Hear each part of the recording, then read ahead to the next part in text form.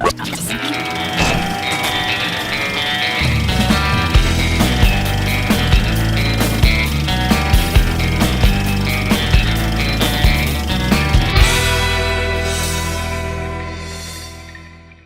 guys, welcome to Real Time. I'm Joe, and today I'm kicking off my series of reviews covering the year 1990 with Arachnophobia, starring Jeff Daniels, John Goodman, and Julian Sands, and directed by Frank Marshall. So a deadly new species of spider is discovered deep in the jungles of Venezuela. It finds its way back to a small town where their new doctor is all that stands between it and the townspeople. Now, I definitely think that I've given you enough to go on here. There's definitely more to it. It's a bit more complex than that, but this is just a review and I'm not going to spoil anything for those of you who haven't seen it. So, I saw this movie growing up as a kid. I always had an appreciation for spiders. Tells you what kind of kid I was. But in all seriousness, I really do attribute that fascination to this movie. It's really rare when you find a movie that commits so much to its premise and does it so well, and when you do find it, you found a gem. That's about the highest praise that I can give it. Now, it's interesting to note that this film is directed by Frank Marshall, someone who has avoided the director's chair for the majority of their career. While he may not have the experience as a director, he is well known for producing several highly acclaimed film series. Back to the Future, Indiana Jones, the Bourne Identity series. Oops. Reverse my thumbs. The list goes on and on. I think it's safe to say that this guy really knows his movies pretty well. When making this film, Frank Marshall himself said that he would only be comfortable making something he was familiar with and knew how to approach. And man, did he know how to approach this movie. Given the subject matter, it's hard to imagine a scenario that we as the audience can really take seriously. Marshall cleverly plays to that by shooting this film largely as a comedy, allowing us to settle in before creeping us out with the spiders. This film, and arguably Tremors, were actually some of the first films to be dubbed thrillamedies. Wow, that's a mouthful. Thrillamedies. They're called this because it really is difficult to distinguish its genre between the genuine thrills it offers coupled with the actual laugh-out-loud moments it has. Make no mistake, this movie does know what it is, and really it's in that self-awareness that it thrives. Its plot is exaggerated, and when we get to the finale, it even starts to throw logic to the wind, but for this kind of movie, why not go all out?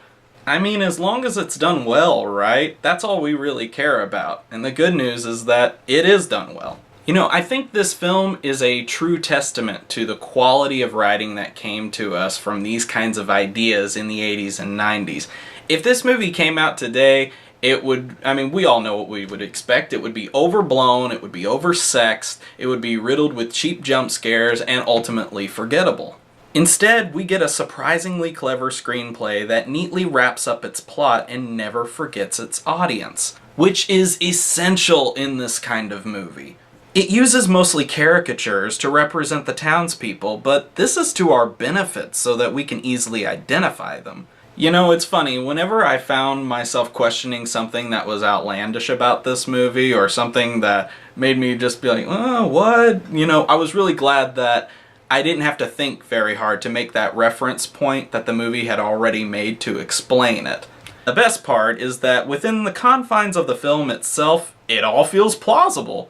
One of the strongest qualities Marshall proves is to know where to go big and where to stop short.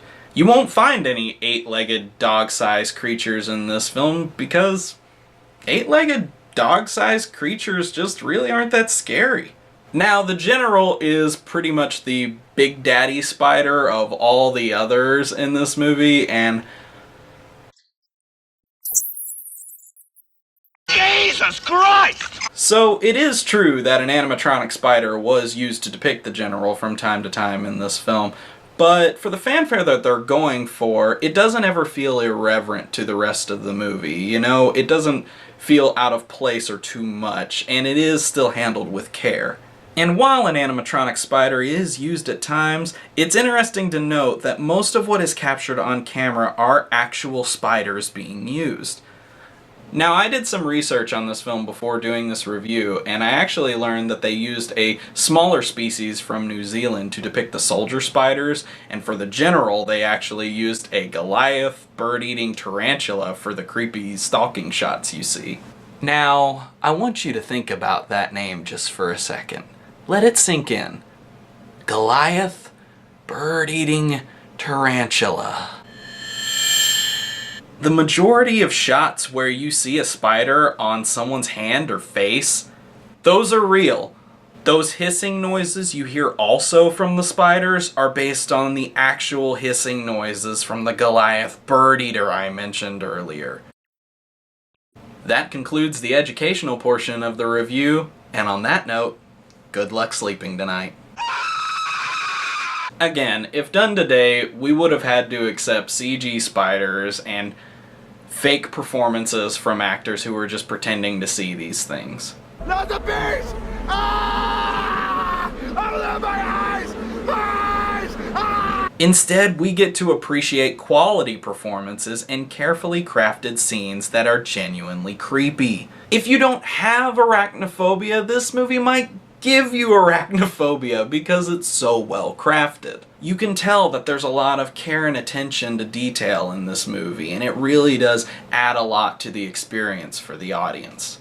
Now let's talk about the performances. Jeff Daniels is the lead, playing a new doctor who, small spoiler alert, has arachnophobia. He is a very talented actor. If you don't believe me, just watch the first 10 minutes of The Newsroom. You'll get what I mean really quick. And he does a really good job of keeping the film grounded and reminding us where it's okay to be afraid and where it's okay to settle in. And he really just drives the movie forward. I mentioned John Goodman is supporting as an enthusiastic Terminator?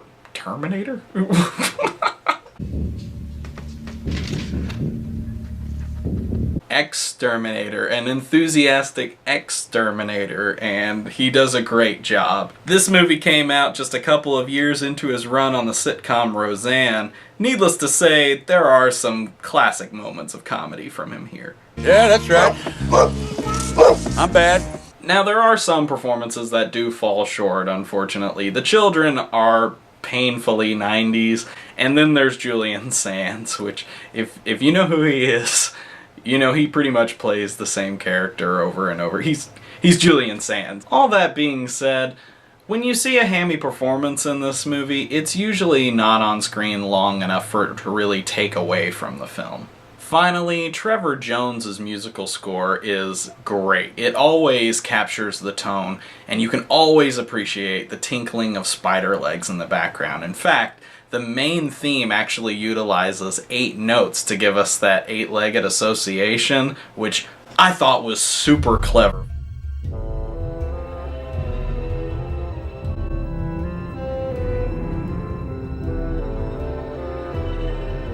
Arachnophobia is rated PG-13 for language, some sensuality involving a spider in the shower.